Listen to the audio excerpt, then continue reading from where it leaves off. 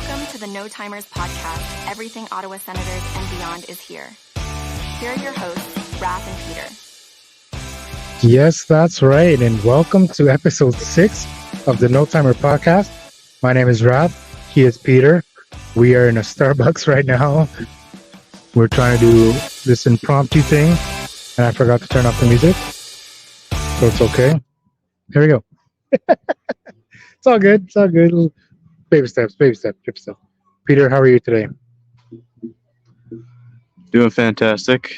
Got some tea. Feeling good. Yeah, there we go. Yeah, no, I'm doing good as well. And excited to do this episode in this Starbucks. Should be a fun experience. All right, Pete. So I know you guys don't know this, but we know this.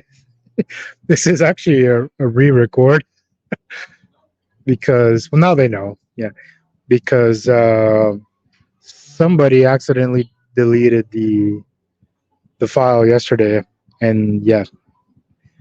Anywho, today we're going to be talking about, which actually helped recording today because a lot of things happened from yesterday to today. Today is Tuesday the 5th, and we have lots to talk about. Peter, while I look for stuff, you give us your take on last week's games and look ahead to this week's games. All right. So, quick summary for the last week's games and my feelings on them. They weren't great. Basically, any kind of optimism for possibly making the playoffs is gone. They just started from that game against Nashville where they didn't record a single shot in the third. That was really like the what's the word? It foreshadowed how kind of the rest of the games of the week would go, or my expectations for them. Raph and I were texting before the Arizona game. They were like, they're gonna break that losing streak against the Sens. They're like, lo and behold, there it is. And then the Philly game actually wasn't too bad. It started off rough. I think there was 15 minutes where they didn't record a single shot. But the second period, they brought it back. I think that, can't remember if they tied it or they at least got within a goal. And unfortunately, Shabbat hit a bunch of posts. That's one where, they were a little unlucky. I thought they fought pretty hard to end that game, especially another back-to-back. So maybe feeling a little bit better after that one going into this week. But another back-to-back Wednesday, Thursday, Anaheim and LA. They got spanked by Anaheim last time, but hopefully they can turn things around against them, maybe get a win, or at least keep it close. I know there's a bunch of injuries right now to guys. So that doesn't help. Potentially, which we'll talk more later, like maybe guys will get benched because they might get traded. We'll see. And then they play San Jose on Saturday. I think they should win that one, hopefully. But at the same time, if they lose, I won't be surprised. Just hopefully they don't get destroyed.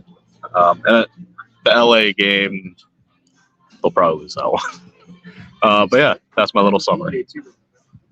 Oh, and for those who don't know, DJ is an assistant for LA, so that'll be interesting if who gets revenge on who. Yeah, exactly, Peter. You put it perfectly. Last week we had some high hopes, and then they died. And now this week we're just looking ahead to see, honestly, what's going to happen, who's going to get traded. I'm I'm literally updating Twitter every 5 seconds to see what happens. Like Anthony Mantha got traded to Vegas today. So that technically doesn't mean that Vegas will still won't trade for Tarasenko because they're cheaters. So Stone is on LTIR again. So, but yeah. And I'm going to give you guys a little clip just for fun times because the name of this episode is That's a hockey, it's only a game. Why you have to be mad? It's Only a Game. Why you have to be mad? Because that's the name of this episode this week. And, we're no longer mad about it. So it is what it is. Honestly, I think that we should start rebuilding again for next year. Start bringing in pieces. First thing, actually, I think is the coach. We need to actually get a decent coach because Jacques isn't going to do it next year. So we got to figure out what that's going to be. Lindy Ruff is free in the market now. I don't really know if you like him, but he is free in the market. What do you think about Lindy? So, my thoughts with Lindy, I don't think he'll be a good fit with the Sens. He honestly just doesn't come across as a coach that'll take you all the way, anyways. And I'd rather not have not an interim coach, but like a bridge coach, let's say. Like, want that position solidified. This is our guy. We're going to trust him with the team to develop, coach, set these guys up to get the cup. And I don't think Lindy's that guy. So personally, I wouldn't go for him. That's just my opinion. I agree. He was the coach of the Buffalo Sabres for a while, and nothing really happened there. He was never really successful in bringing them playoffs. So, and it doesn't look like New Jersey's going to make playoffs this year either. They're 8 points back right now. So, we'll see. But yeah, no, Lindy's not the guy. Berube's still out there. They still talk about him going to Toronto. Of course, Gruden and Woodcroft. Then, Todd McClellan from LA, right? He got fired. So those are the guys that are we're sort of looking at right now as for the Sens. Okay, so Pete, we talked about already a little bit the last game, the last week, how it was very bad. We look ahead to this week. We have Anaheim, LA, San Jose. So Western road trip. Like you said, hopefully we beat San Jose and Anaheim and lose to LA. I'd rather not lose to LA, to be honest. I don't want the DJ revenge game. Not fun. But anyway, that we'll see what happens by Saturday. So today's Tuesday, so tomorrow, Wednesday, they play Anaheim. Thursday, they play LA. Then Saturday, they play San Jose. And as you guys know, Anaheim and San Jose, bottom of the league. And we have trouble with those teams for some reason. So we might win LA and lose the other two. Because that's just the Sens, that's just Sens. Yeah. That's how they do things. Okay, so let's look into the trade deadline. It's 3 days away. I am going to, hopefully this works, but I have a little graphic here that I'm going to post in a second. But potentially the names for trades right now. Tarasenko, Chikrin, Brandstrom, Kubalik. There have been talk about Brady and Stutzler, but that's never happening. And then Forsberg and Corpusalo, but I don't see those guys being traded, at least not right now. And what are your thoughts on this week for the trade deadline? So I'll get the easy stuff out of the way. So I agree, Brady, Stutzla, with just random talk on social media about those guys coming up. They're not going to get traded. With the goalies, Forsberg and Corpusalo, the only way I see them somehow getting traded at this time, for Corpusalo, we retain a good chunk of that salary, and it would have to be part of some package deal or one of these, three team trades that you see every now and then. But that definitely feels like an off-season move. Now, we'll start with Tarasenko. Obviously, it's with his no-move clause. It's all up to him. But for sure, I think he's going to get the best value for the team in a trade. So if he's willing to move and Stales finds a good deal, it's hard to say if you get like a first rounder, hopefully, in an ideal world. But even like a second rounder or just like some forward depth, that'd be nice. And then maybe by some miracle he signs back with us in the offseason. I don't know. Or that would actually help the team. I don't know. Next is Chikrin. Yeah, going through. Chikrin, before he had accidentally deleted our previous recording, I think I randomly brought up teams that I think could use, a puck moving defenseman. One of them was Toronto. Shoot, I'm trying to remember who else was there. Philly, you had mentioned. Vegas. Vegas is always looking. It's what they do. Honestly, can't really blame them because they've had success doing it. You can call them cheaters, whatever. They're playing within the rules, and really, you can blame Tampa for it. They're the innovators, and Vegas is just like, oh, I could do that. Brandstrom, similar situation with Chikrin, like same skill set, same style, just he's smaller. Joked around, it's like if you watch the game against Philly on Saturday, it's like he's versatile. He can play as a winger too. You don't have to play him in defense. So maybe that increases his value. I don't know. I would think so. But yeah, teams looking for that kind of like puck moving defenseman. Maybe if they need some help on like a second power play unit, they can use like a Brandstrom or a Checker. But yeah, you also got Kaslik and Kubalik, just because they're down like their third, fourth liners that haven't really done much. I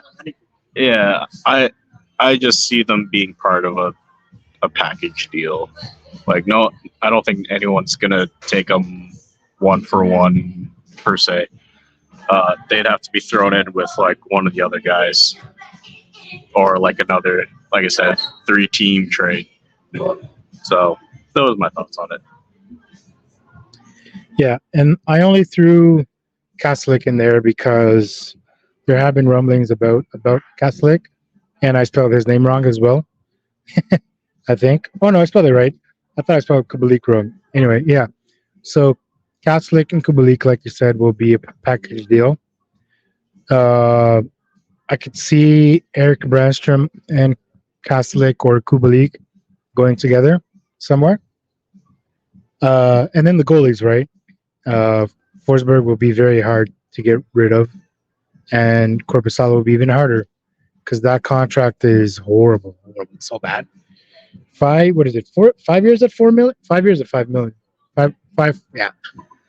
So it's not a good contract. He's not playing well. It's not been good. So nobody's gonna take that, unfortunately. Yeah. Anyway, and then like I mentioned before, I'll put it up here. But like I said, we did have a trade today. Vegas got Anthony Mantha from the Caps. Oh, that's a good one too. Oh.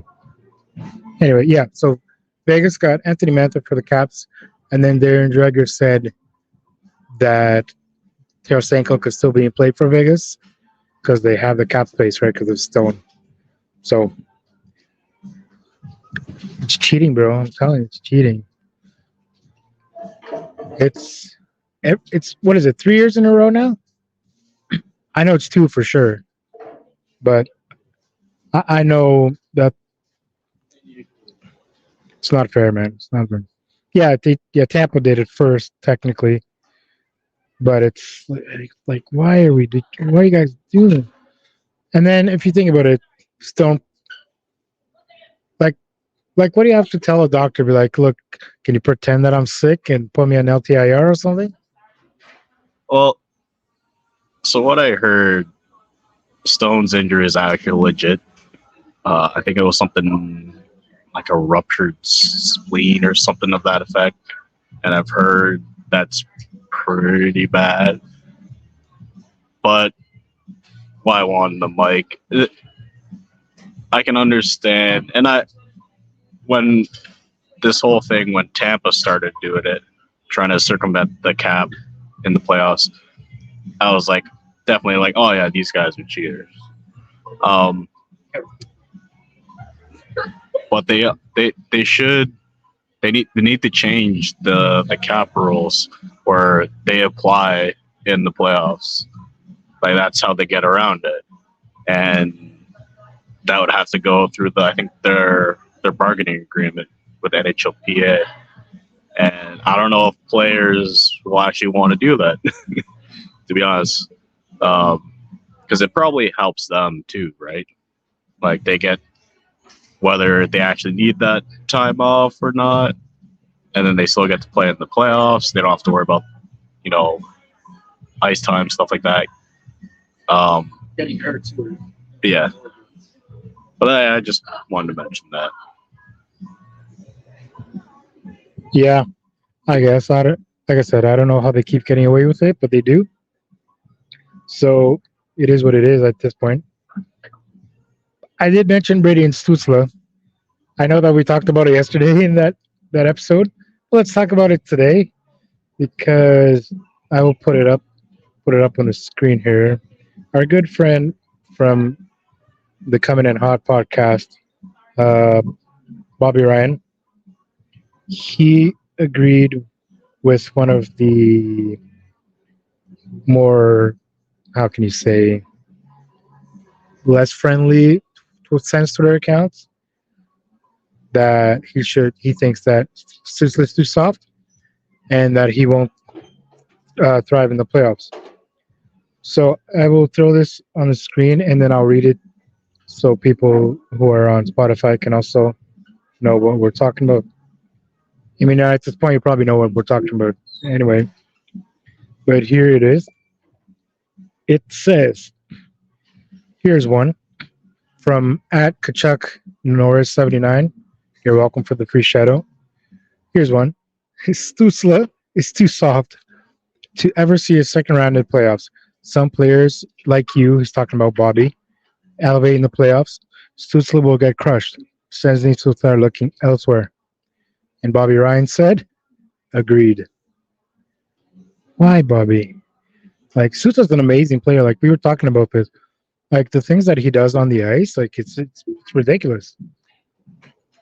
Like the dude dipsy daddles and dances and bats pucks out of the air and does things that we can never even fathom to do. And they're like, nah, he won't be good for playoffs.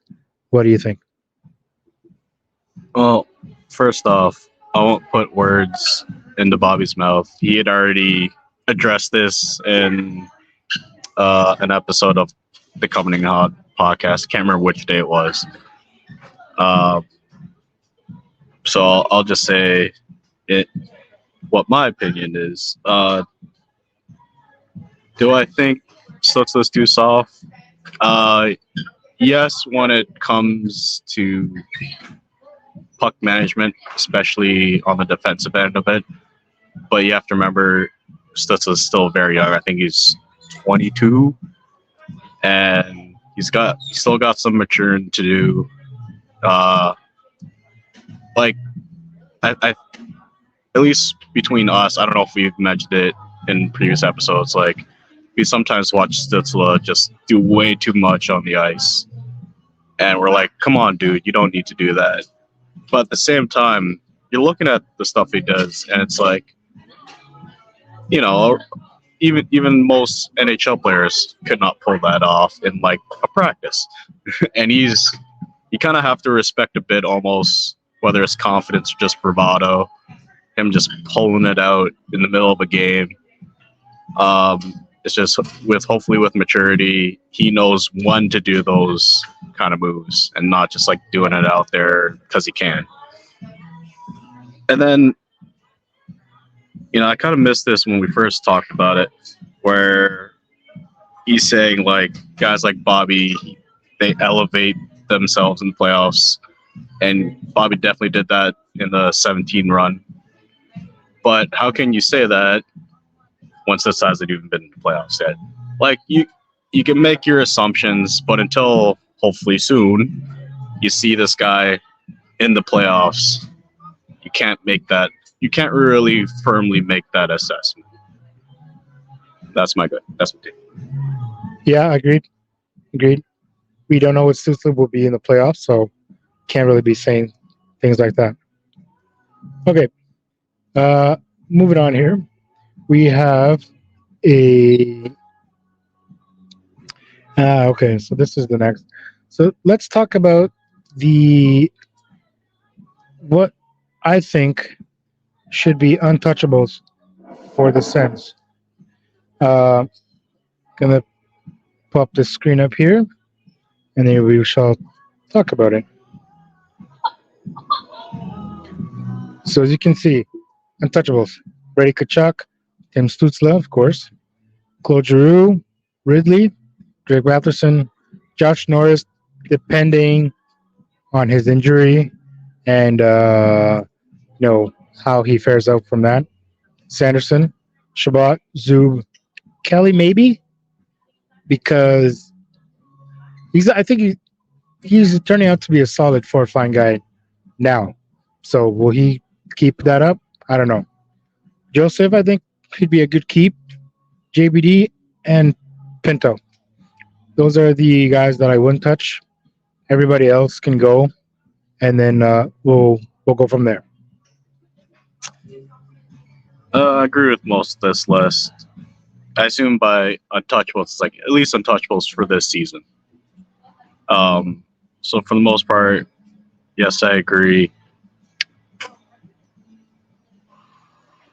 Even though I kind of want to take Joseph off of this list, even though he's been playing great, and I would want to keep him, but if someone comes to Steos with a really good offer for like, a good veteran forward that can kind of show these guys how to properly forecheck, like Joseph forechecks pretty well, but I don't think he's going to be that better voice they need per se in that regard.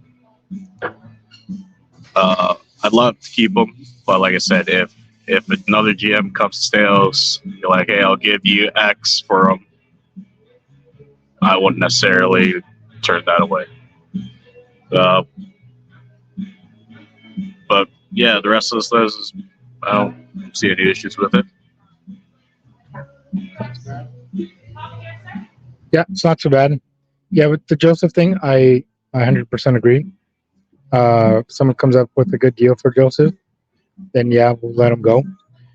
Uh, maybe same thing with JBD. Maybe even he has been solid, but if a good deal comes up for JBD, then yeah, 100% we can move him along.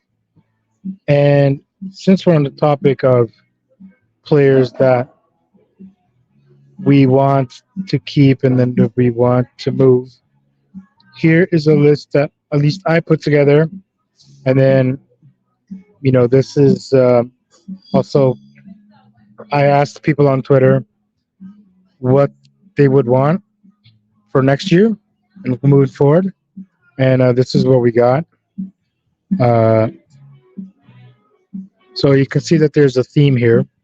Saros, Carlson, maybe. Jeremy Swayman, Linus Omark, Tarasenko. That is a I want to keep or re-sign in the summer if he comes back. Pavel Buznevich, Tyler Toffoli, and Jake DeBrusk. The last three are interesting because those are the Twitter people.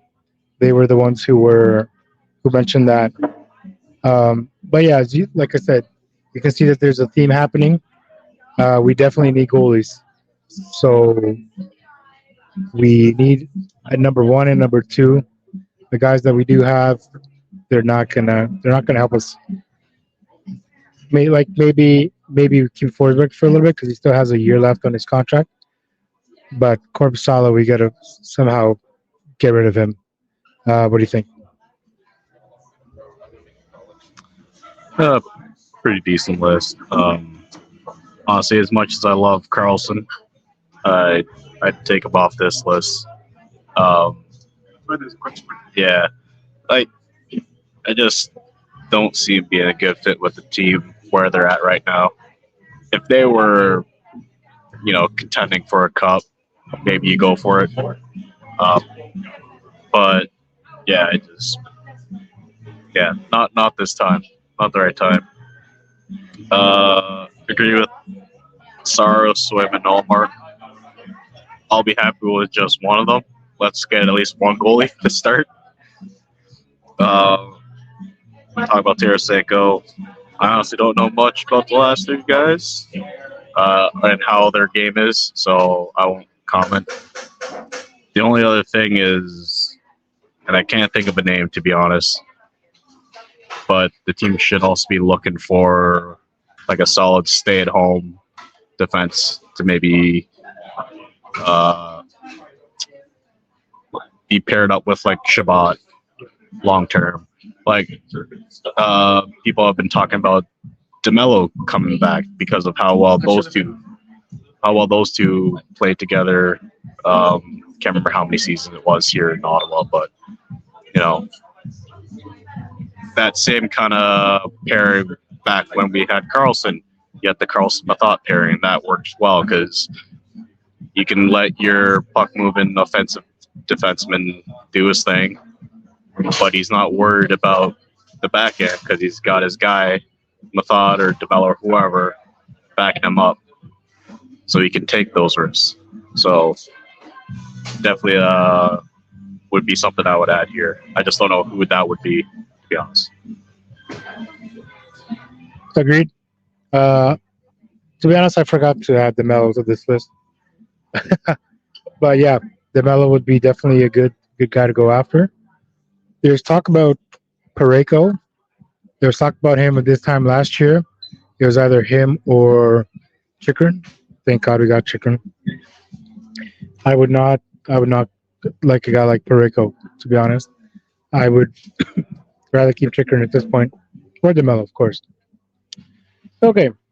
What about expectations for next year? So obviously playoffs is a thing that we want to reach 100%. And then, this list of guys, if we can get one, two, or more of them to fill those roster spots that we're going to be missing, it's going to be amazing. We Stales needs to work now to make sure that we can actually elevate the game and undo what Pierre did, because he really, right, he screwed us right in the. So Stales has to undo the Dorian things. But expectations for next season: minimum playoffs. I don't even care if it's the last wild card spot. Just got to get in the spot. If we win a round, perfect. But the first thing we got to do is get into the playoffs. Have a team that actually works well together. A solid deep core, right? Because right now, next year we're going to keep Sanderson, Shabbat, Zub. I believe if he's not traded now or in the summer, Chikrin, he still has another year left in his contract. So technically we have top 4D. So we need 2 more D there. And a third one just in case if Chikrin does end up going. And we need a goaltender. We need an NHL caliber goaltender. None of these goaltenders that have nothing. So that's why Jeremy Swayman or Omar, they're on this list, right? Yeah. And it's like we mentioned, no excuses. Technically, this year there's supposed to be no excuses, but here we are, March, 55 games in, and right. So this time we have to be either in a playoff spot or like very, very close. There's no more excuses. We cannot tolerate this anymore. Next year's gonna be 8 years, bro. 8 years. I don't even think in the 90s we were this bad in terms of not getting into playoffs. Like, it's horrible. Yep. Agreed. Basically, all you said there. Yeah, expectations definitely make the playoffs. Ignore that. Yeah, I gotta find the right coach.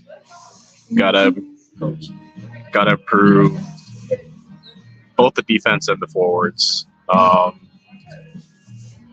I kind of agree with I think it was Yorkie on the Covenant Hot podcast where they have too many like 30 goal scorers, and just trying to find them, ice time, proper line pairings, getting them on the power play. You're not utilizing them in the best way. Like, that was one of my frustrations earlier in the year when we've got a guy like Tarasenko and he's playing on the third line. Like, he should be up there, but it's because they've got too many of like those guys. So you need you could use like another power forward, kind of like Brady. Well, that's a next one. Yeah. I think I forgot about Yeah. Yeah, stay-at-home defenseman, because we got enough puck-moving defenseman, goalie, and yeah, no excuses. I don't feel like this year the team has been falling back on excuses. Maybe some fans. I could see. I honestly haven't heard any, but I could see fans being like, "Oh, we should have got rid of DJ like after game 1 or something like that." Yeah. But yeah, I don't really feel like the team made excuses this year. Same with most of the fans. I think everyone just agreed this year sucked, did not meet expectations. They just got to figure out what went wrong and fix it. Hopefully by next year they will. And the example I want to use is Detroit. They were kind of in the same situation last year. Like, after Ottawa destroyed them 2 games in a row, I think it was, or at least 2 games against Ottawa in a row, and that basically killed any aspirations they had for the playoffs. Stevie Y, in his great wisdom, started to retool that team. Like he made some moves, I believe, at the deadline to sell off a couple pieces to basically set up the team where they're at now, where they're fighting for a playoff spot. I think they're in the first wild card spot. Who knows? Maybe they even go top 3 in the Atlantic. You never know.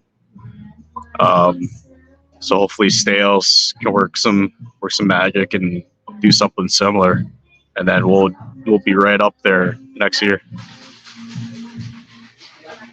Hopefully, we can do that. Here's a trade I saw today. I don't hate it, so I want to know what you think about it.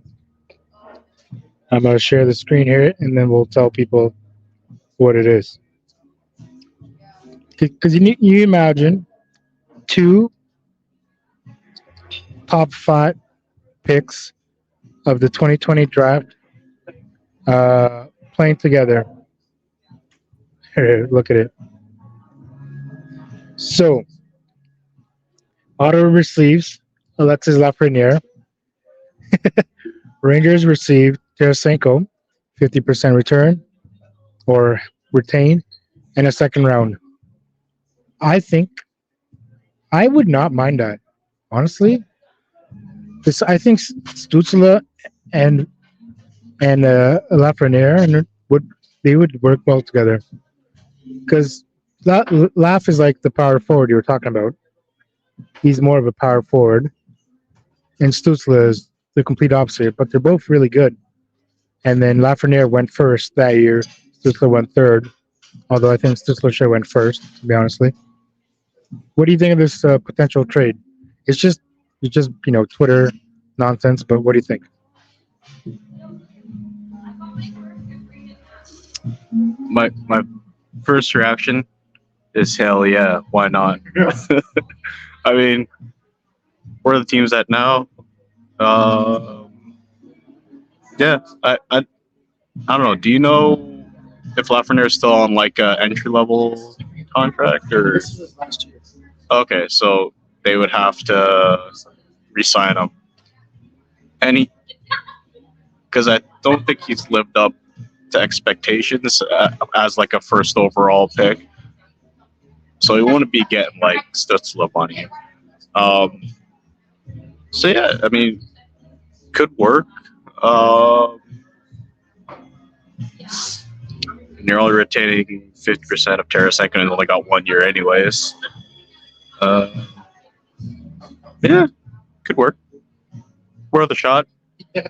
Could do like a little bridge contract with Lafreniere if it would happen, like a tryout.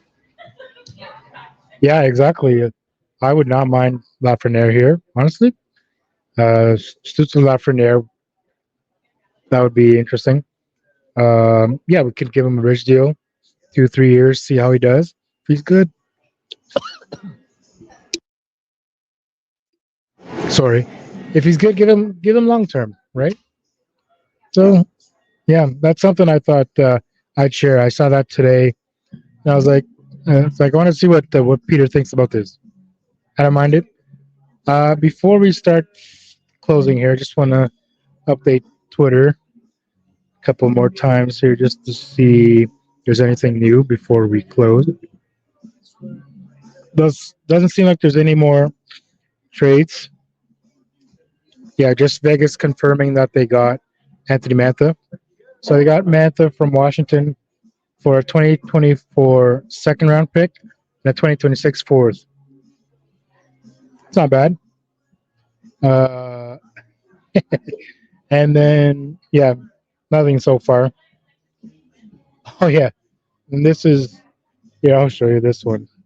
Pretty funny, to be honest. What do you think of this trade? There it is. So the NHL receives Dominic Kubalik, and Ottawa receives a bag of pucks.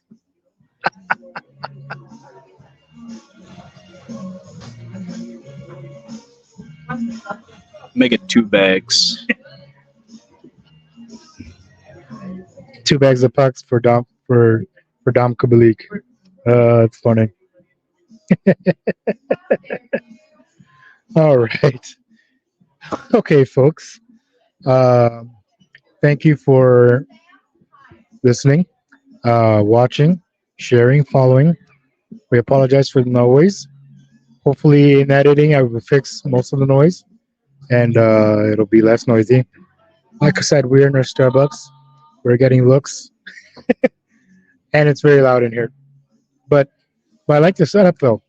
It's something we could definitely look into going forward, right? Say hi, Pete. I can see you in the camera. But yeah, definitely something we could eventually do more. But yeah, so thank you very much again. Pete, any final thoughts before we close out this show?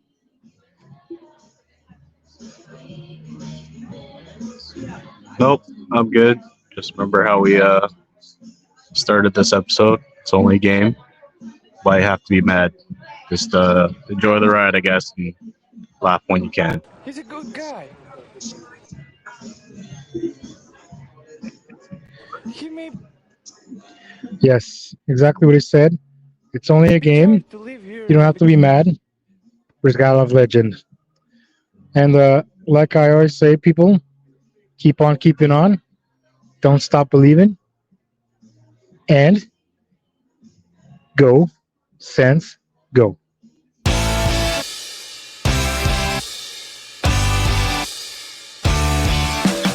That was the No Timers podcast. Make sure to stay tuned every week for a new episode. Thanks for listening.